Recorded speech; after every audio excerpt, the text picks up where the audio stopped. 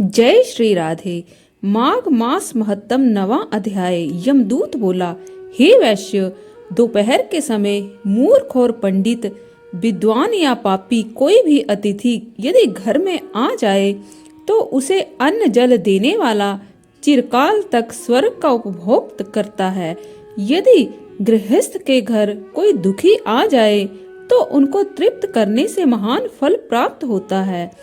अतिथि धर्म का पालन करने वाला गृहस्थ अनेक सुख पाता है। अन्न दान करने से दिव्य विमान पाते हैं, स्वर्ग में अमृत पीते हैं, अपने अगले जन्म में श्रेष्ठ योनि को प्राप्त करते हैं। वह धर्मात्मा राजा होता है।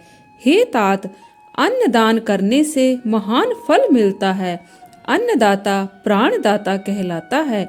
एक समय साध्विज राजा जब कर्म भूमि में गया तो दयालु बेबत्स ने कहा कि यदि सदैव सुख भोगने स्वर्ग आना हो तो जाकर अन्नदान करना। मैंने स्वयं धर्मराज के मुख से सुना है कि अन्नदान के समान कोई और दान नहीं। जो गर्मी में जल, शीत में अग्नि और सदैव अन्नदान करते हैं वह कभी नरक नहीं पाते।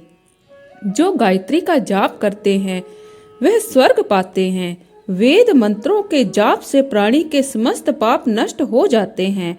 जो दोनों समय यज्ञ करते हैं, व्रत करते हैं, तीर्थों पर स्नान करते हैं, सत्य बोला करते हैं, वह कभी यम द्वार नहीं देखते।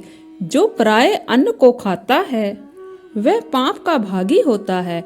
प्रातः स्नान करने वाला निष्पाप रहता है। जो बिना स्नान किए भोजन करता है वह मल खाता है। माघ स्नान करने वाला मोक्ष पाता है।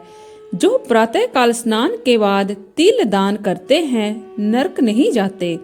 पृथ्वी और स्वर्ण, गो आदि अनेक प्रकार के दान हैं। जो प्राणी इन वस्तुओं का दान करते हैं वह स्वर्ग पाते हैं।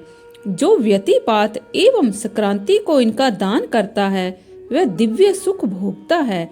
जो क्रोध को त्यागे, क्षमा भाव रखे, पर निंदा ना करे, पर द्रव्य से बचे, वह नरक से दूर रहता है। जो तीर्थों को आजीविका का साधन बनाता है, जो गंगा को केवल नदी समझता है, वह घोर नरक को प्राप्त होता है। प्राणी को चाहिए कि नरक से बचने के लिए तीर्थ पर दान ना ले, धर्म को ना बेचे। ऐसा करने वाला स्वर्ग पाता है। यमदूत बोले, बहुत से पाप करने वाला भी एक बार गंगा स्नान से शुद्ध हो जाता है। गंगा जल भगवान विष्णु के चरणोदक से भी अधिक पवित्र है। इसे शिवजी ने मस्तक पर धारण किया है।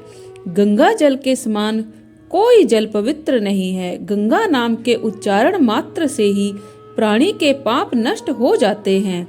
गंगा तवे दर्शनात् मुक्ति, अर्थात गंगा के दर्शन मात्र से मुक्ति मिलती है। अतः स्नान से ब्रह्मलोक में स्थान मिलता है। हे वैश्य, वह ब्राह्मण आकाश के तारे के समान तेजधारी होता है जो गौ की सेवा करता है। जो गौ के स्थान पर प्राण त्यागता है उसके पाप स्वतः नष्ट हो जाते हैं। जो प्राणी पर नारी को माता के समान मानता है वह धन्य है। उसे कभी यम द्वार नहीं देखना पड़ता। जो मन, वचन और कर्म से कभी पर नारी का ध्यान नहीं करते वे समस्त सुखों का उपभोग करते हैं। पर स्त्री गमन करने वाला 21 बार नरक भोगता है। जो प्राणी द्रव्य को नहीं लेते हैं वे देवलोक प्राप्त करते हैं। जो क्रोध करने की अवस्था में भी क्रोध नहीं करते वे दिव्य भोगते हैं।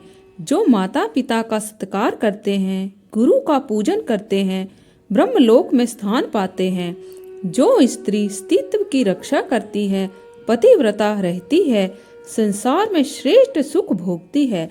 दुराचार करने वाली को नरक प्राप्त होता है। जो वेद वाक्य पढ़ते अथवा सुनते हैं, शास्त्रों का पठन पाठन करते हैं, मनुस्मृति आदि धर्म शास्त्रों का अध्ययन करते हैं, निश्चय ही स्वर्ग प्राप्त करते हैं।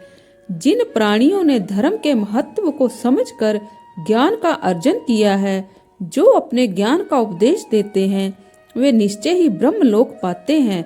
वे देवताओं के द्वारा भी पूजित होते हैं। तो आज के लिए बस इतना ही। कल फिर आपसे भेंट होगी, तब तक के लिए जय श्री राधे।